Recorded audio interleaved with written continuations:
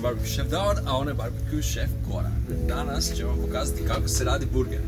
Za burger trebate imati dobro meso sa visokim udjelom masnoće. Puno puta me ljudi pitaju, Davore, kako uspijevaš da se meso ne lijepi? Pa ja im kažem, neprijanjuća folija. Znači, dojte samo. Stavit ćemo neprijanjuću foliju na roštilj kako se meso ne bi zalijepilo. Pogledajmo kako to izgleda. Jesu vidjeli da sam maknuo? Nisu vidjeli tako? Ne. Ali isto nije moram maknuti peciva. Isuse kako... Pocrnila sve. Skorila su. Ništa daj reći. Pećemo meso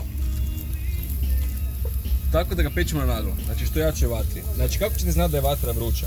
Probajte dotaknuti rešetku. Je li vruće? Peće. Ili imaš rukavice još? Peće vas. Ako se rukavica počela lijepiti za kožu, znači da je temperatura dobra. Nakon točno 74 sekunde okrenut ćemo ga za...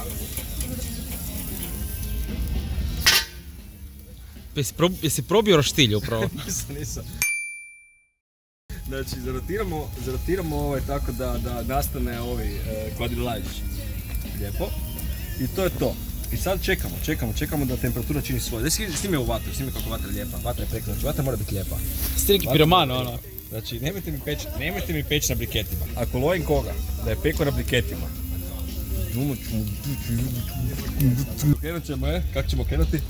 Pa naravno krenut ćemo. Bam! Još jedan put prima ovaj.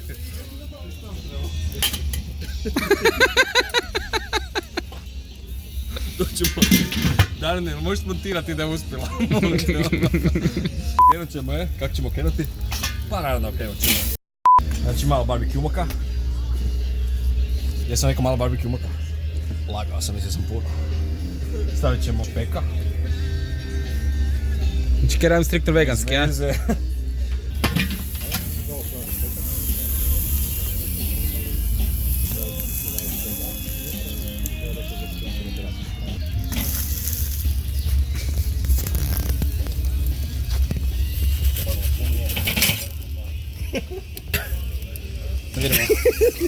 To ćemo mi se rezati.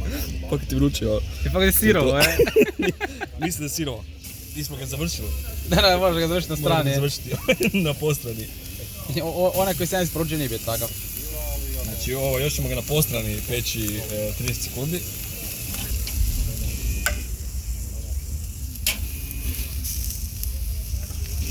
Burger. Black burger. Žbuk burger. Najbolji burger ikada, ali fali još samo jedan datum za burger. Da je bio savršen, da je bio najbolji burger ikada. Otkriću vam, što inače nikad ne otkrivam nikome. Trebam samo malo. Je pio vare.